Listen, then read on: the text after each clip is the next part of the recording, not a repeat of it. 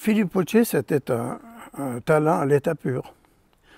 C'était un footballeur qui avait reçu des dons extraordinaires. Il avait hérité ça de son père. J'ai écrit ici, c'est le discours d'un homme pour qui le football est d'abord l'expression naturelle du talent et de la personnalité du joueur. Pour Potier, la donnée tactique ne doit pas nuire au joueur, mais lui permettre de s'exprimer. À l'époque, on jouait avec 5 attaquants. C'est tout le problème de ce joueur qui refusait obstinément d'avoir des consignes tactiques qui lui empêchaient de s'exprimer sur le terrain. Et alors, il faisait des fois ce qu'il voulait et il énervait ses entraîneurs qui le laissaient sur la touche le dimanche suivant parce qu'ils n'avaient pas compris que le football c'était un jeu et puis que lui il jouait. Il était capable de distribuer des ballons, de faire des 1-2. Vous savez, à l'époque, le marquage n'était pas comme aujourd'hui. C'était peut-être plus facile, on est tout à fait d'accord. On n'avait pas 3 joueurs sur soi quand on avait le ballon. Mais enfin, voilà, il était capable de gestes techniques insoupçonnés. Il a eu marqué des buts que des gens disent c'est pas possible. Comment il a fait ça? Voilà. Et c'était un coéquipier. Il jouait au football et il donnait le ballon à ses coéquipiers pour qu'ils s'en servent pour le mettre au fond des filets. C'était ça. Il avait un talent fou et une philosophie du football qui, pour moi, aujourd'hui, malheureusement, est en train de disparaître. Et c'est bien dommage parce qu'aujourd'hui, les footballeurs, à mon avis, sont beaucoup trop enfermés dans des systèmes.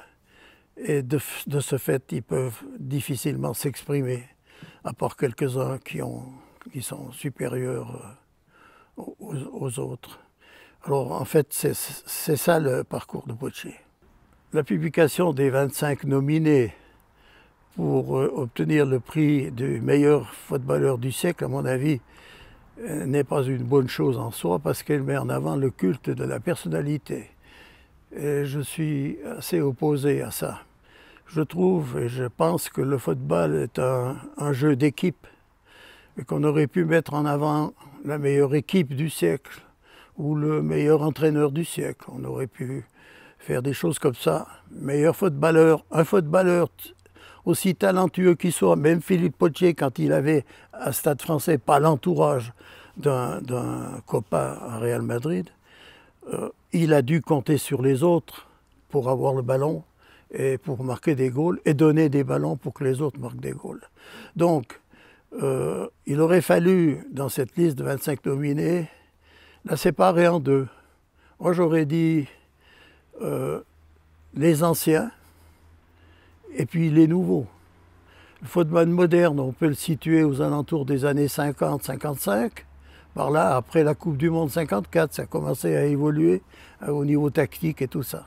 Alors aujourd'hui, il est évident que les contemporains qui doivent élire un footballeur du siècle vont élire un contemporain.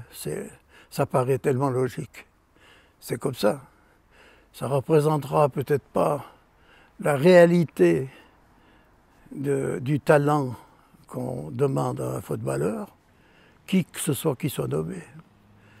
Mais ça sera le meilleur footballeur que les gens d'aujourd'hui estiment être le meilleur footballeur. À partir de là, il n'y a plus rien à dire.